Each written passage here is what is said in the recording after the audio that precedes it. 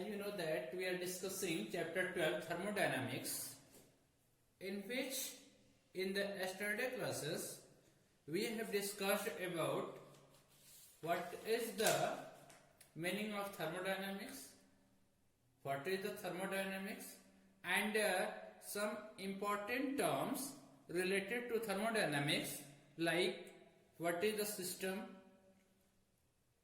में हमने पढ़ा था कि this is an assembly of a large number of particles which have certain value of pressure, volume and temperature. They are formed a system. और except this, इसके अलावा everything which have the direct effect on the system is called the surroundings of that system. Clear? तो system के बारे में हमने discuss किया था, सराउंडिंग पढ़ा था. Then we have discussed about the equation of state. What is the meaning of equation of state? तो इक्वेशन ऑफ स्टेट में वी हैव सीन दैट कि एनी मैथमेटिकल रिलेशन, जैसे हमने पढ़ा था पीवी बराबर nRT for a n mole gases, ideal gases. तो any mathematical relation between the pressure, volume and temperature is known as the equation of state. So that we have discussed. उसके बाद हम बात करते थर्मल इक्विलिब्रियम की.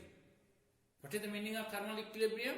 तो two systems are said to be in thermal equilibrium.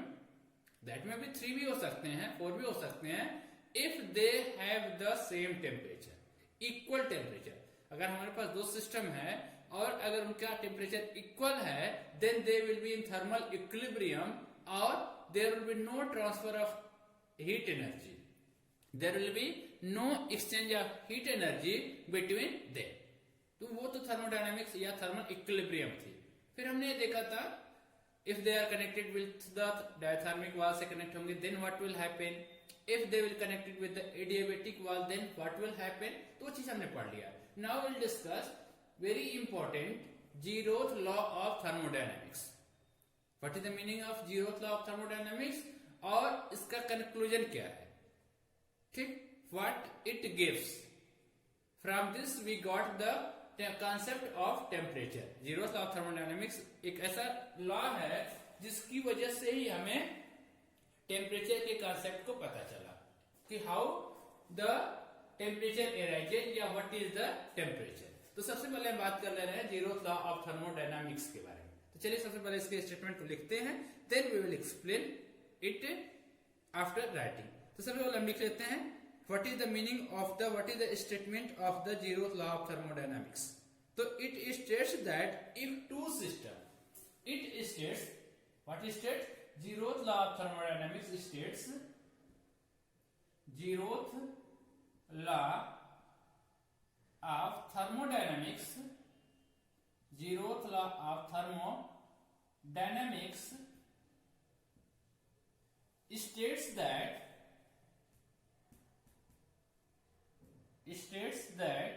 what is the statement of it?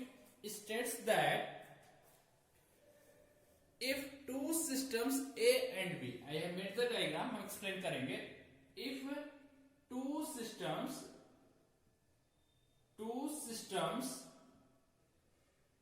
A and B are in thermal equilibrium with A, are in thermal equilibrium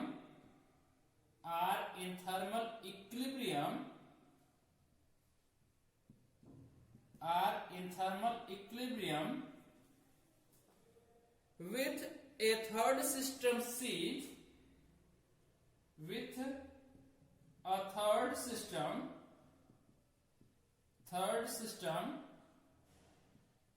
C, then A and B, then system A and B will be also in thermal equilibrium, are also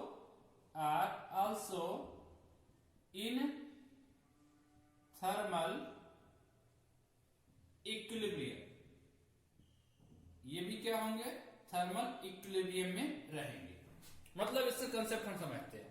हमने एक figure देखी है, figure में I have taken 3 system, system A, system B and system C. 3 हमारे पास system है। System A और बीच के बीच जो कनेक्शन है, they are connected with the adiabatic wall.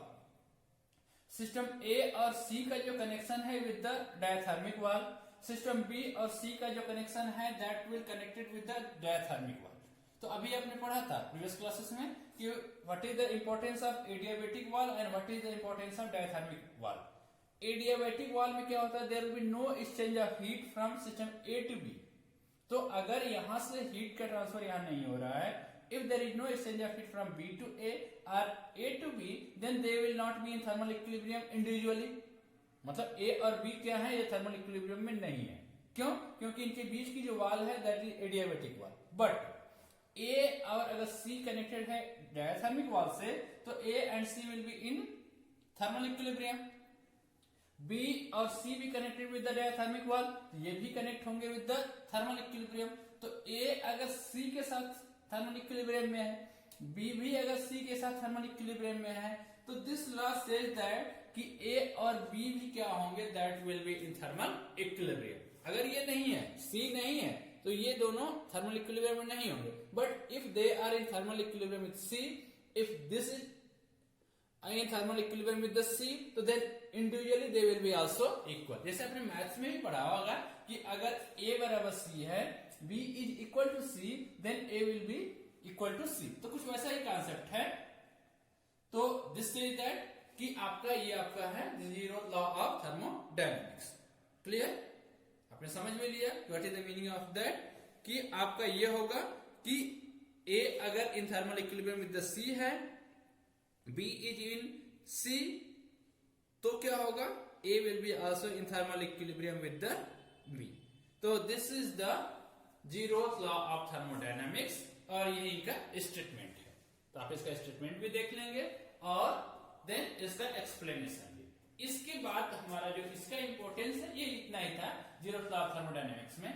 इनका स्टेटमेंट है, इनका कंसेप्ट है, that will leads the concept of temperature from the zeroth law of thermodynamics। तो हम बात कर लेते हैं कंसेप्ट ऑफ किसका, टेम्परेचर का। ये कहां से आया, by using the law of thermodynamics. One thing I am telling you, अब हम बात कर रहे हैं कि हम बोलते हैं कि A अगर C के साथ इक्विलिब्रियम में है, B और अगर C के साथ इक्विलिब्रियम में है, तो व्हाट शुड मीन्स कि इन दोनों का टेम्परेचर सेम होना चाहिए। हमने बताया था ना थर्मल इक्विलिब्रियम में, हमने यही तो बताया था कि two body will be in thermal equilibrium if they have the same temperature. तो यहां पे भी अगर हम बात करें कि टेम्परेचर का कंसेप्ट क्या है, कि टेम्परेचर एक ऐसी क्वांटिटी है, एंटिटीज है या फिजिकल क्वांटिटी है which tells about the thermal equilibrium of the two body. यही तो इसका मतलब हुआ कि अगर दो बॉडी थर्मल इक्विलिब्रियम में है, तो कुछ ना कुछ ऐसा वैल्यू है विच डिसाइडेड कि वो थर्मल इक्विलिब्रियम में है, which should be same in both the cases. तो वो क्या होना चाहिए, that should be the temperature. तो पहले इसकी डिफिनेशन लिख लेते हैं, कंसेप्ट ऑफ टेम्परेचर लिख लेते हैं, then again I will explain कि zeroth law of thermodynamics says that, implies that. Zeroth law of, इसका कंसेप्ट ऑफ टेम्परेचर लिख लेते हैं, फिर एक्सप्लेन करेंगे again. Zeroth law of thermodynamics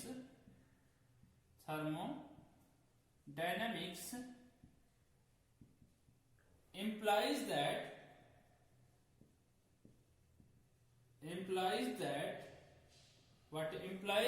that the temperature is a physical quantity, that the temperature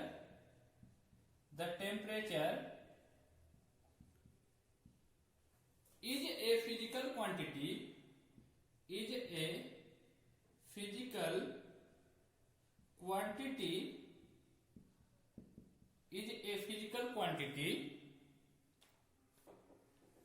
which has the same value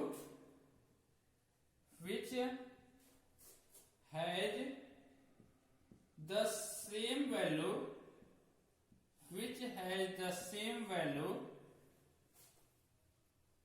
for all systems which are in thermal equilibrium, which are in thermal equilibrium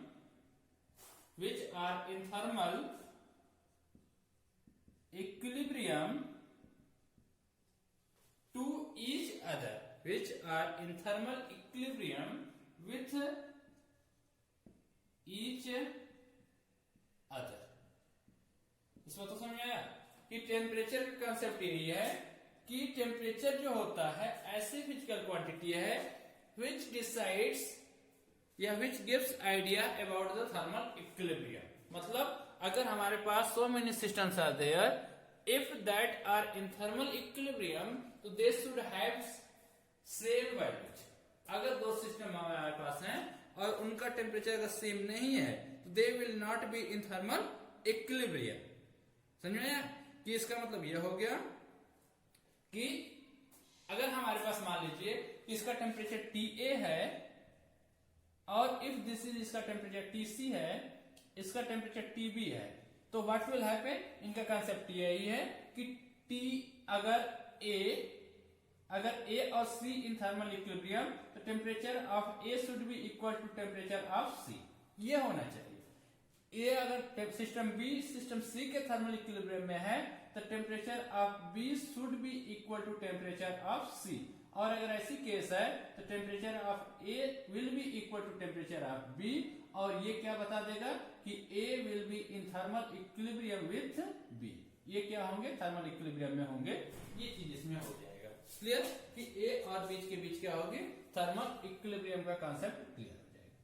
ये चीज समझ में आया कि concept of temperature क्या है कि this tells about कि two system are in thermal equilibrium, तो उनके पास एक क्वांटिटी होगी which have same value for all the system.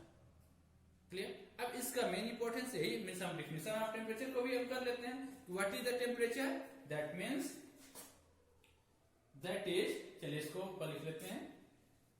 What is the definition of the temperature, कि क्या है डेफिनेशन ऑफ द टेम्परेचर.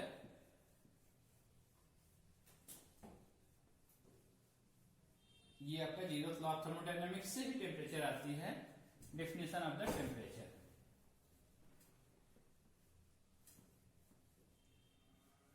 ये हमारा कॉन्सेप्ट हो गया.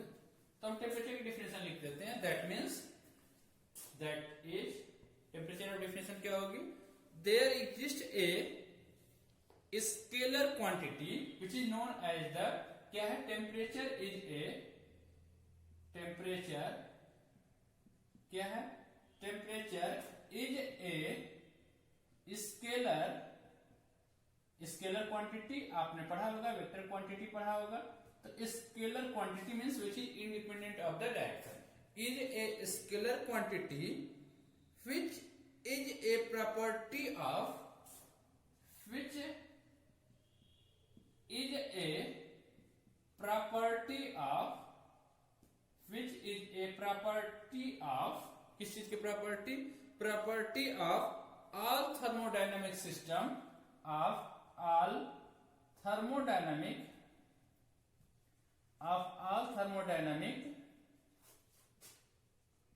systems, of all thermodynamic system, such that temperature equally, such that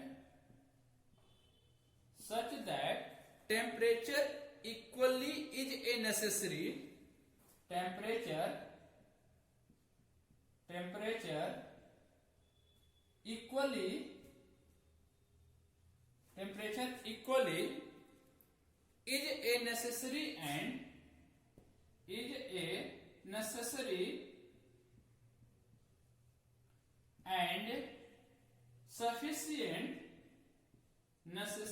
and sufficient conditions for the thermal equilibrium.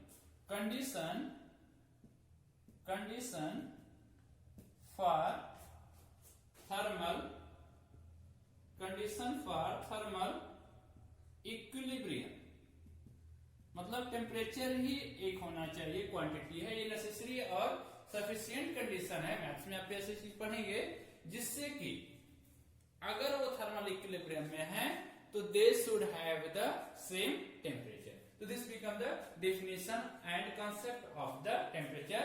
Concept of temperature ये हो गया, और this is the definition of temperature which decides या which is the necessary and sufficient condition for the thermal equilibrium कि they should have a physical quantity which should be the same. तो this way we can define the temperature also. One thing इसमें हम बात कर लेते हैं थोड़ा सा, some important terms related to the temperature के बारे में कुछ चीज हम देख लेते हैं कि what is the some important concept related to the temperature, क्या होता है। पूरा डिटेल में हम टेम्परेचर के बारे में देख लेते हैं। ये तो हमारा कंसेप्ट था, डेफिनेशन थी, और जीरोथ लॉ ऑफ थर्मोडायनेमिक्स के बारे में था। Then some important facts related to the temperature, note कर लेते हैं इस चीज को, नोट कर लेते हैं। क्या है नोट में कि द टेम्परेचर क्या था, was first defined as the degree of hotness। ये क्या बताता है, ये डिग्री ऑफ हॉटनेस को भी बताता है, और फिर that condition determine the flow of heat. Clear. और अब इसको बोलते हैं, this is the fundamental 7 quantity में भी आता है। ये क्या था, इसको बोलते हैं डिग्री ऑफ हॉटनेस भी होता है। Decide at degree of hotness, degree of hotness मतलब कोई चीज अगर ज्यादा हॉट है तो उसका टेम्परेचर ज्यादा होगा, अगर कम हॉट है तो वो आपका कम होगा। This also decide the condition determine the flow of heat. Conditions